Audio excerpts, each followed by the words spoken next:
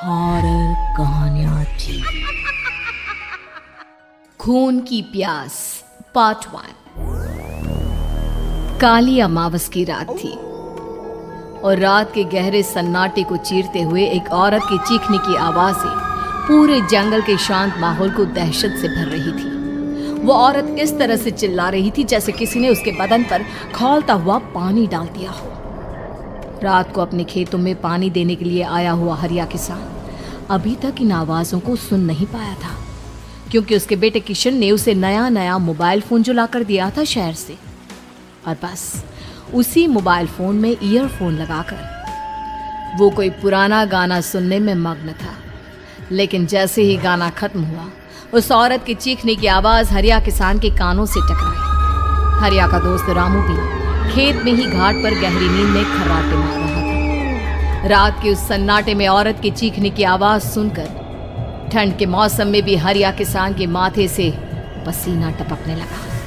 रामू, अरे ओ रामू, अरे जल्दी उठ, क्या खर्राटे मारकर सो रहा है? अरे इतनी रात को ये जंगल में कौन औरत चीख रही है? पूरी तरह से चीख रही है। अरे क्या हुआ? क्या हुआ? कौन है? अरे भूत आ गया क्या? चोर आ गया क्या? अरे न चोर आया है न भूत आया है। मैं ये कह रहा हूँ कि क्या तूने इस औरत के चीखने की आवाज सुनाई देती है कि नहीं? अरे कौन सी औरत? अरे हाँ, ये आवाज है। तू पहले नहीं बता सकता था? पता नहीं कौन चुड़ैल जंगल में नाच रही है। हम घर चले जाते हैं। देखता नहीं, मैंने तो कानों में ये लगा रखा था। ओ किशन ने लाके दिया ना शहर से, गाने सुन रहा था मैं। अरे लेकिन भाई मुझे बहुत डर लग रहा है, क्या करे? अरे करना क्या है, भागो यहाँ से। भगवान जाने कौन है और क्यों इतना चीख रही है, और उस औरत के चीखने की आवाजें और ज्यादा तेज होने लगी है। हरिया और रामू के पैर डर के मारे कांप रहे थे। डर की वजह से ना वो वहां पर रुक पा रहे थे और ना ही अपनी जगह से आगे बढ़ पा रहे थे। तभी अचानक से सन्नाटा छा गया। सही मौका है, हमें यहाँ से निकल लेना चाहिए भैया। रामू और हरिया अपना गमछा उठाकर दबे पैरों जंगल के रास्ते से गांव की तरफ चलने लगे। गांव की ओर जाने वाला ये एक ही रास्ता था और आवाज भी उसी तरफ से आ रही थी।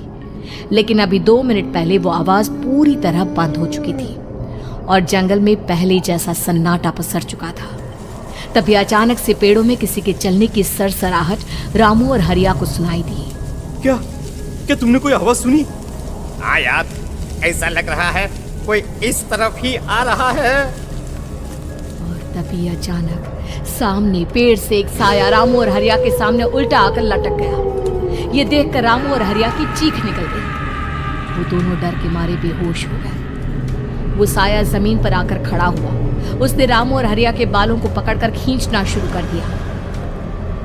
अब तुम गांव वालों में से कोई जिंदा नहीं बचेगा। मैं तुम सबको ले जाकर उस गड्ढे के नीचे दफन कर दूंगी। सबकी जान ले लूंगी, मैं किसी को नहीं छोड़ूंगी। अगली सुबह रामू की पत्नी कमला हरिया के घर आई और उसने हरिया की पत्नी सुमन से अपने पति के बारे में पूछा। सुमन, कल रात को ये तुम्हारे ही पति के साथ गए थे खेत पर, अभी तक लौट कर नहीं आए हैं। हाँ बहन, मैं भी वही सोचकर परेशान हूँ। मेरे पति भी अभी तक खेत से लौट कर नहीं आए। भगवान जाने क्या बात है, दोपहर होने आई है। अब तक तो उन दोनों को लौट कर आ जाना चाहिए था। क्या करे, कैसे पता करे कि वो दोनों कहाँ हैं? मेरा बेटा भी शहर गया हुआ है, वरना उसी को भेज देते खेत पर। बहन, मुझे लगता है कि हम दोनों को वहाँ जाकर अपने पतियों को ढूंढना चाहिए। ठीक कहती हो तुम, चलो मैं तुम्हारे साथ चलती हूँ। और वो दोनों जंगल के रास्ते खेत की तरफ आगे बढ़ती हैं। वहां जाकर देखती है कि हरिया और रामू आग जलाकर आग के ऊपर कुछ पकाकर खा रहे थे। आप यहाँ पार्टी बना रहे हैं और वहाँ घर पर हमारी जान सुखी जा रही थी कि कहीं कुछ हो तो नहीं गया?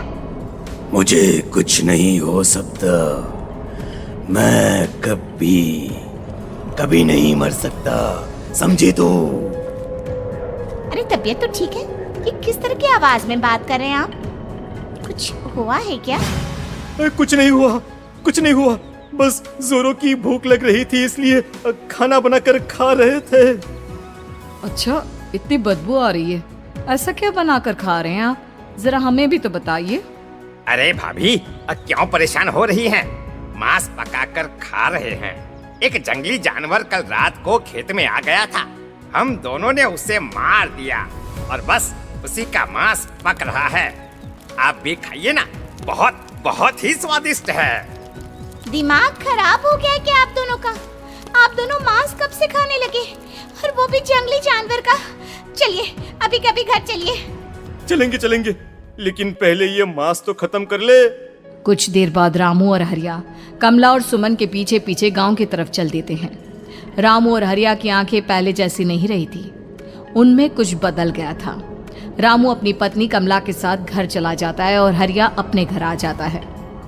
देखिए, आपने जो कुछ भी किया मैं उसके लिए आपको माफ कर देती हूँ, लेकिन आज के बाद ये रामू के साथ जाकर मांस पकाकर खाया ना, तो इस घर में घुसने नहीं दूंगी आपको। अरे दिमाग मत खराब करो, मैं वहाँ खाट पर लेटकर गाने सुन रहा हूँ, मुझे परेशान मत करना आप। इतना तमाशा खड़ा कर दिया, दोपहर तक घर लौटकर नहीं आए और अब गाने सुनने। लेकिन हरिया घर के बाहर आंगन में जाकर चुपचाप लेट गया और गाने सुनने लगा। गाने सुनते सुनते हरिया को नींद आ गई। सुमन ने उसके कान से ईयर प्लग हटाया और अपने आप से कहा, जरा मैं भी तो सुनकर देखूं, ऐसे कौन से गाने सुनते हैं। उधर मोबाइल में एक अजीब सा गाना बजने लगा।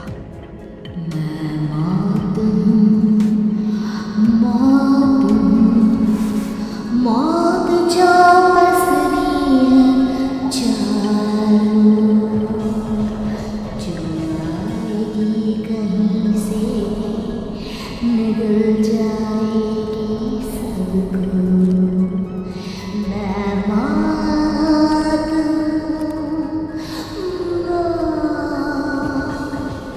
अल्लाह छोड़ेंगे नहीं किसी को।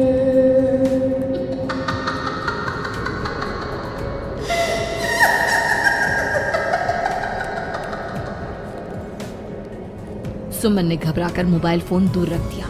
वो बुरी तरह से डर गई थी। तभी अचानक हरिया अपनी नींद से जागा और गर्दन टेढ़ी करते हुए सुमन के पास आया। क्या क्या कर रही थी? गाने सुन रही थी? वो ये कैसा गाना सुन रहे थे तुम मोबाइल के अंदर? मौत है, मौत। अरे ये सारी बातें छोड़ो और ये बताओ, आज शाम को तुम मेरे साथ खेत चलोगी? लेकिन क्यों? और तुम इस तरह से क्यों बात कर रहे हो? अपनी गर्दन सीधी रखकर बात करो ना। वो मेरी गर्दन में सोते सोते थोड़ा दर्द हो गया है। मेरे साथ आज खेत चलो ना। तुम्हारे साथ पूरी रात रहना चाहता हूँ। कैसी बात कर रहे हैं दिन दहाड़े? जरा भी शर्म नहीं आती क्या? अरे इसमें शर्माने वाली क्या बात है? तुम पत्नी हो मेरी। पूरी रात खेत पर रहता हूँ। मुझे भी तो तुम्हारे पास आने का हक है कि नहीं? अच्छा ठीक है, चलती हूँ आपके साथ खेत पर, लेकिन फिर उस रामू को मत बुलाना। अरे कैसी बातें कर रही हो? अगर तुम मेरे पास होगी तो मैं किसी को नहीं बुलाऊंगा, सिर्फ तुम और मैं और रात का सन्नाटा। शाम के वक्त हरिया सुमन को अपने साथ खेत पर ले जाता है। आसमान में चांद पूरी तरह से चमक रहा था। हरिया ने अपने खेत में बनी हुई छोटी सी झोंपड़ी के अंदर सुमन को अपने पास बिठा लिया और उसके बालों में हाथ फिराते हुए कहा, कितनी खूबसूरत हो तुम, बहुत सुंदर लग रही हो। एक चांद से भी ज्यादा सुंदर लग रही हो। ऐसी बातें मत करिए ना, मुझे शर्म आती है। अपनी आंखें खोलकर जरा मेरी तरफ तो देखो। अरे देखो तो सही। सुमन ने शर्माते हुए जैसे ही अपनी आंखें खोली, उसके होश उड़ गए। हरिया के बड़े बड़े दांत निकल आए थे और वो पूरी तरह से एक जानवर की तरह नजर आ रहा था। कौन हो तुम मेरे पति नहीं हो। कौन हो तुम? मुझे जाने दो। लेकिन हरिया ने सुमन के हाथ को कसकर पकड़ लिया। उसके नुकीले नाखूनों की वजह से सुमन के हाथ से खून बहने लगा था। बहुत दर्द हो रहा है, मुझे जाने दो। कौन हो तुम? क्या करना चाहते हो? वही जो एक आदमी एक औरत के साथ करना चाहता है, और उसके बाद मैं तुम्हें वहीं ले जाऊंगा जहां पर तुम्हारा पति है। क्या मतलब, क्या कहना चाहते हो? कहाँ है मेरा पति? जंगल के बीचों बीच उबलते हुए पानी के तालाब में, वही है तुम्हारा पति। चलो चलो, मैं तुम्हें उससे मिलवा देता हूँ, लेकिन उससे पहले तुम्हें मेरी प्यास बुझानी होगी। और इतना कहकर हरिया सुमन के ऊपर जानवरों की तरह टूट पड़ता है। आखिर कौन था वो जानवर, और क्या सुमन उसके शिकंजे से बचकर निकल पाई? जानने के लिए देखिए इस कहानी का अगला भाग।